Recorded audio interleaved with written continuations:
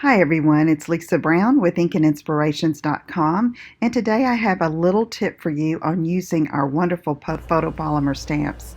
So they are very easy to stamp with because you can see through them and get placement just right.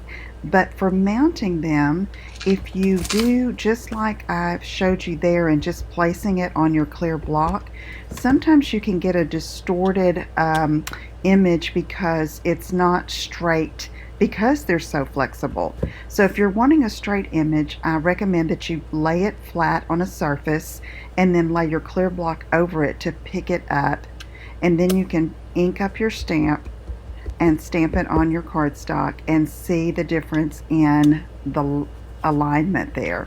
So it can be straight, or if you want it curved, it's flexible, so that works too. So I hope that little tip helped you. If you have any questions, let me know. Visit my website at inkandinspirations.com, and I'll talk to you again soon. Take care. Bye-bye.